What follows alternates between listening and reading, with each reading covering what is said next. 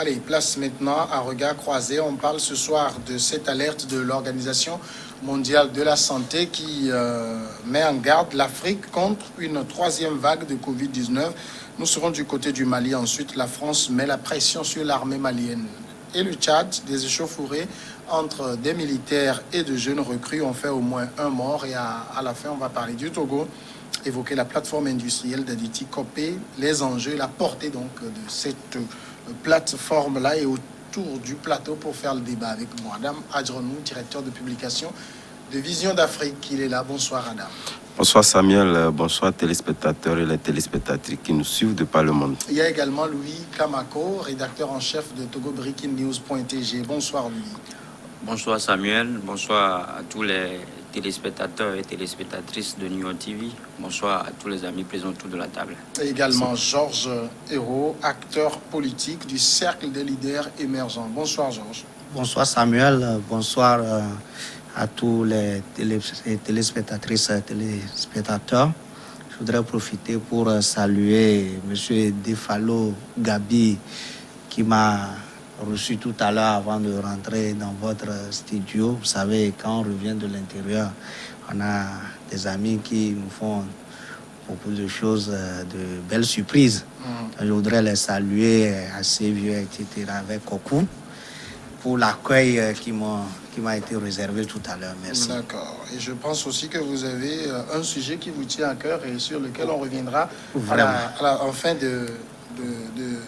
d'émission. Vraiment. C'est aussi vendredi, jour des notes, naturellement. On va les donner vers la fin de l'émission. Le sujet est donc de la santé. L'Organisation mondiale de la santé met en garde contre une possible troisième vague de Covid-19 en Afrique, alors que les contaminations repartent à la hausse dans au moins 14 pays du continent et que seulement 0,54% de la population africaine est actuellement complètement protégée par un vaccin. L'OMS reconnaît que le continent était mal préparé pour cette phase vaccinale et trop dépendant du reste du monde. Près de 99% de la production du vaccin se fait en effet ailleurs qu'en Afrique et produire localement prendra du temps alors que certains pays du continent ont d'ores et déjà épuisé les stocks disponibles. Adam Adjronou, le début même de cette pandémie a commencé avec une alerte de l'OMS qui disait que l'Afrique allait connaître quasiment une hécatombe. Du coup, aujourd'hui, chaque fois que l'organisation revient faire des alertes, eh bien, tout le monde se dit, bon, on en a déjà entendu. Non, je pense que c'est à analyser sur deux flancs. D'abord, il n'y a rien de surprenant pour cette alerte-là, comme vous l'avez évoqué tantôt. Je pense que l'Afrique, en ce qui la concerne, est habituée à ces alertes-là.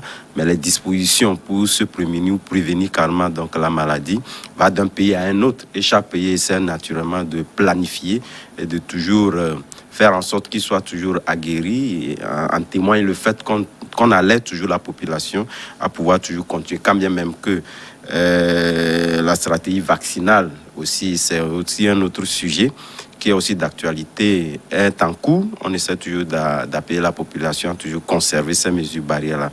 Mais moi, ce qui m'intrigue naturellement, comme je le disais tantôt, il n'y a rien de surprenant, mais l'essentiel de ce qu'il fallait faire aujourd'hui, on essaie un peu de toujours critiquer le fait que nous ne sommes pas toujours, disons, dans une stratégie d'équilibre, d'accès vaccinal qui est conçu aujourd'hui comme la meilleure stratégie à pouvoir dans se prémunir contre cette maladie. C'est vrai, l'OMS essaie par des communautés, des rencontres, etc. Mais depuis que nous avons des vaccins de par le monde, ce déséquilibre est toujours d'actualité. Moi, j'aurais bien voulu que l'OMS puisse naturellement accentuer les efforts de ce point de vue-là, qui, naturellement, si tel est que l'OMS était, au-delà de l'alerte qu'il essaie donc de faire au niveau des pays africains, était dans une stratégie de vouloir naturellement donc prémunir ces pays africains-là contre cette pandémie-là, c'est naturellement de pouvoir accentuer les efforts sur l'équilibre vaccinal, ce que nous ne constatons pas. Aujourd'hui, j'écoutais, on parle de moins de 10% des Africains qui ont reçu la première dose. Toute sommation faite. Oui. Ça voudrait dire qu'il y a d'énormes efforts à faire. Et aujourd'hui, c'est vrai que quand bien même que ce pourcentage-là, c'est un pourcentage qui interpelle naturellement donc la communauté internationale et l'OMS en premier. Mais nous ne sommes pas donc à l'hécatombe qui a été donc prédit par le passé. Et l'Afrique essaie de toujours appeler la population à observer ces mesures barrières-là, que moi j'estime que c'est l'idéal aujourd'hui, qu'on pourrait donc dire, qui nous permet naturellement donc de se prémunir contre ces pandémies-là. Donc au-delà des alertes, moi j'aurais préféré que l'OMS puisse accentuer les efforts sur le fait qu'on ait donc des équilibres vaccinaux, quand bien même que nous avons nos pays qui n'en produisent pas jusqu'au jour d'aujourd'hui. Louis Kamako, il faut prendre très au sérieux cette alerte de l'OMS.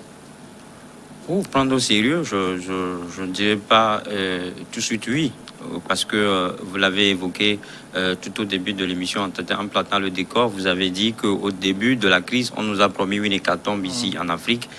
Je pense que vous faisiez justement allusion à cette phrase-là d'OMS qui disait à l'Afrique de se préparer et d'attendre le pire. Mais 2 ans après, on n'a pas connu le pire. On a juste constaté que la maladie tue plus en Occident que chez nous ici en Afrique. Donc je pense que cette déclaration, pour revenir à ta question, je pense que cette déclaration n'émeut personne et ne va émouvoir personne. Parce que la réalité, on est là en face, on a juste constaté que cette maladie n'est pas aussi virale, n'est pas aussi virale que ça en Afrique. Et donc aujourd'hui, mais derrière la déclaration, ce qu'on peut comprendre, c'est que c'est une invitation de l'OMS à cette Afrique-là à aller, à s'approprier de cette campagne de vaccination qui est enclenchée depuis des mois. Donc je pense que l'objectif en Afrique, c'est d'arriver à avoir 60% de taux d'humidité collective. Je pense qu'on est dans cette dynamique, mais il y a une réticence. Il y a une réticence parce que, je l'ai dit, c'est juste parce qu'au début, l'OMS avait mal communiqué sur la maladie. Je dis mal communiqué parce que quand vous prédisez ou bien quand vous pensez que cette maladie-là pourrait à un moment donné arrêter le monde et que ce n'est pas le cas et que les gens constatent que c'est plutôt ailleurs que le mal est plus persistant et percutant, ils se disent mais aujourd'hui tout ce que l'Organisation mondiale de la santé dira, ce sera comme de l'eau versée sur le dos en fait d'un canard. Donc je pense qu'on en est là aujourd'hui, et quand vous voyez, même en Occident, vous allez constater que les activités de masse ont commencé. On a tout suivi la dernière fois à la finale de la Champions League. On a permis aux spectateurs d'aller sur le terrain. Les gens étaient sans masque de protection. Je pense que tout cela, en fait, c'est des gestes ou bien c'est des faits qui n'encouragent pas, c'est des faits qui, justement, qui ne vont pas juste permettre en fait à l'Afrique de prendre au sérieux la déclaration ou bien la mise en garde de l'OMS.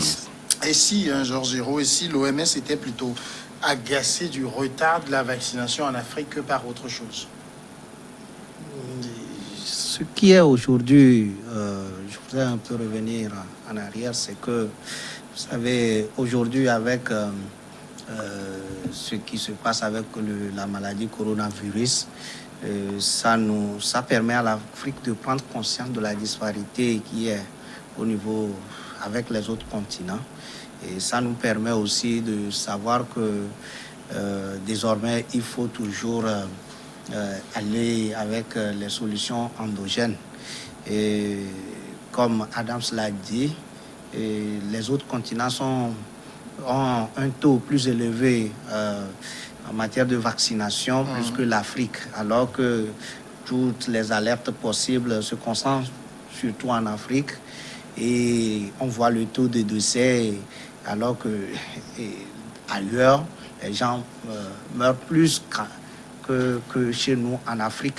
Donc aujourd'hui, c'est que c'est l'histoire d'un pauvre et d'un riche, où à un moment donné, on pense toujours que le riche est exempt de certains maux et que c'est toujours le pauvre qui est misérable, qui a toujours besoin de la main tendue, qui a toujours besoin d'aide.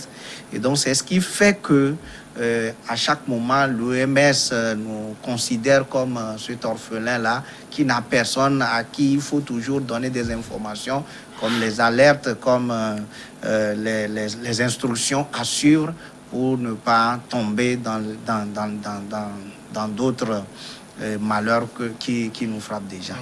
Ici, tout le monde est arrivé à un niveau où on conclut qu'il n'y a que la vaccination qui peut sauver le monde, Oui. même si on sait qu'en Afrique, je ne sais pas par quel sort le continent semble être protégé. Et donc l'objectif de l'OMS aujourd'hui, c'est de faire en sorte que la campagne de vaccination puisse être très accélérée en Afrique aussi. Oui, mais je pense que le mécanisme de solidarité en ce qui concerne toutes les recherches, et y compris les recherches vaccinales, ont des mécanismes de collaboration. C'est vrai que l'Afrique, on aurait pu réellement nous dire que nous n'avons pas suffisamment contribué à l'effort de recherche vaccinale. C'est ce qui amène aujourd'hui à ce constat-là. Donc ça fait tout comme si nos pays sont laissés pour compte, mais au même moment, nous sommes obligés de quémander. Au même moment, vous avez l'argent, mais vous n'avez pas le vaccin. Ça voudrait dire quelque part qu'au-delà de ces critiques-là, moi, je pense qu'il y a quand même des leçons aussi à tirer. À l'avenir, c'est vrai, sur d'autres plans de développement, nous avons donc cette manière-là de toujours critiquer l'Occident, etc. Mais au même moment, est-ce qu'il n'est pas temps de pouvoir toujours continuer par investir dans les recherches chez nous? Donc je pense que ce sont ces leçons-là à tirer. Dieu faisant que nous ne sommes pas quand même à un niveau où on pourrait donc décrire, où l'hécatombe qui a été donc prédit pour nos continents n'en sont pas là. Mais au même moment, nous devons toujours continuer. Nous avons constaté qu'au début de cette pandémie-là, il y avait des efforts. Même si ces efforts-là ne sont pas à grande échelle, il y avait quand même des efforts qui sont faits. Même avec la suite, lorsqu'on a senti directement qu'il y a tel pays qui a déjà trouvé des vaccins, tout le monde s'est replié.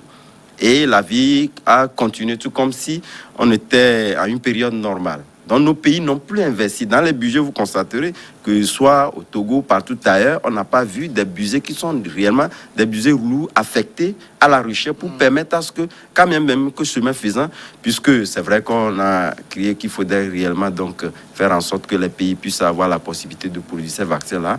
On n'en a pas vu. Les gens sont toujours réticents à pouvoir donc libérer disons, les processus de fabrication de ces vaccins-là. Mais au même moment, nous, les pays africains, on n'a toujours pas, parce qu'il y a de cela déjà plus d'1 an, bientôt 2 ans, qu'il y a ce vaccin-là, mais on ne voit pas des efforts qui sont faits. Donc moi, j'estime que c'est vrai qu'on pourrait donc critiquer, amener l'OMS à pouvoir revoir donc sa stratégie en faisant en sorte que nos pays puissent accélérer ou avoir donc des doses vaccinales. Puisque aujourd'hui, avec l'expérience qui a été faite, les populations sont disposées aujourd'hui à pouvoir donc se faire vacciner. Donc, ce sont des vaccins qui manquent. Donc, j'estime que les efforts aussi doivent être concentrés au niveau de nos pays à faire en sorte que nous puissions investir dans ces recherches-là, peut-être, pourquoi pas, trouver d'autres vaccins qui puissent donc accompagner les autres pays. Et là, nous serons véritablement donc indépendants ou indépendants donc des autres pays qui produisent aujourd'hui ce vaccin-là. Il y a quand même dans la plupart des pays des contrats qui sont en train d'être signés avec différents laboratoires, notamment Johnson & Johnson par exemple, Moderna. Vous avez également Novavax et Pfizer. C'est à saluer, dire que dans quelques mois, peut-être, on aura des lots conséquents de vaccins sur le continent. Bon, d'abord, ce qu'il faut préciser, en fait, je parle ici sous réserve en fait, des médecins, c'est-à-dire que les vaccins ne se mélangent pas. C'est-à-dire que quand vous prenez à la première dose, à la première prise, vous avez peut-être AstraZeneca, ça veut dire qu'à la deuxième prise, vous devez également prendre AstraZeneca. Donc, c'est de ça qu'il s'agit. Donc, aujourd'hui, je pense que le problème n'est pas d'ouvrir le champ au contrat avec les firmes de fabrication de vaccins. Mais aujourd'hui, c'est d'amener les Africains justement à avoir l'assentiment de cette campagne de vaccination.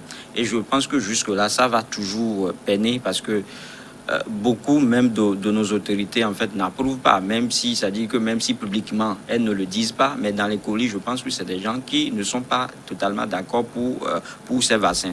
Nous sommes dans un continent où les gens sont obligés d'agir pour faire plaisir à quelqu'un. C'est de ça qu'il s'agit. Sinon, s'il faut laisser quelqu'un agir de son propre gré, je ne pense pas que, en fait, beaucoup de pays africains ne vont jamais accepter que ces vaccins-là soient importés. Donc, c'est ça aujourd'hui. Donc, c'est-à-dire que sur la place publique, il y a un discours et dans les coulisses, il y a également un discours. Vous avez vu, hormis le Togo, où les dirigeants ont justement mis les moyens, ou bien les dirigeants continuent par mettre les moyens dans cette campagne de vaccination, je ne vais pas ailleurs. La dernière fois, j'ai juste eu la chance de franchir la frontière, donc J'ai mis, moi, mon masque de protection. Les gens m'ont dit, mais c'est vous, les Togo, vous aimez trop, en fait, entretenir les choses. Vous aimez trop, en fait, prendre soin des choses qui n'ont des choses qui n'ont aucune importance. Donc, je pense que peut-être ailleurs, quand tu mets les masques, les gens vont te fuir. Les gens pensent que c'est toi plutôt qui a corona. Mais les gens ne savent pas que en fait, les masques que nous portons te protègent contre la maladie. Donc, il y a tout un effort qui doit être fait, mais qui n'est pas fait par nos dirigeants. Donc, je pense que c'est peut-être ailleurs. Ce sont des efforts de façade qu'on note. Et comme je le dis, les gens vont vous dire, mais ok, il y a Corona quand ils sont en public, mais je parle même des autorités. Quand elles sont en public, elles mettent les masques, mais quand elles se retrouvent en fait quelque part où elles sont derrière les caméras, vous verrez qu'elles ne vont pas observer. Donc je pense qu'aujourd'hui, les Africains pensent qu'eux, ils peuvent toujours se remettre à ce qu'on appelle la tisane de grand-mère. Ils pensent que, bon, peut-être avec des petites doses d'herbes que nous avons ici, on peut s'en sortir. Surtout que les médecins même nous ont attesté que la maladie, à 90%, se guérit tout seul. Donc je pense qu'aujourd'hui, l'essentiel, c'est de ne pas d'aller ouvrir le champ à d'autres firmes de fabrication, mais d'arriver en fait à convaincre les Africains à s'adhérer à cette campagne de vaccination. Ce qu'on peut simplement dire, c'est que en Afrique, il ne faut pas non plus crier victoire trop tôt et continuer d'être très prévoyant. Évidemment, parce que avec la maladie, moi je ne vois pas que les conséquences d'ordre sanitaire. Il y a aussi l'économie, il y a aussi la précarité, il y a beaucoup de choses qui nous minent, parce que quand on ferme les frontières aujourd'hui, vous savez, entre-temps, l'œuf même que les bonnes dames vendent à 100 francs était à 125 entre-temps, et jusqu'à 150 d'autres. Donc ça dit que ça a de l'incidence économique et sociale.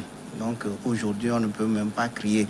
D'ailleurs, l'Afrique, nous devons prier pour que les autres continents aussi, et on n'a pas les vaccins comme les autres, hein, mais que la maladie puisse au moins, à un moment donné, soit freinée pour que la vie continue et que tout continue normalement. Donc aujourd'hui, que ce soit nous les Africains, que ce soit les autres, personne ne crée victoire, mais on s'est remis à Dieu pour qu'il nous aide. Vous permettez ça, mais on va aller la pause tout de suite et on revient après pour peut-être continuer.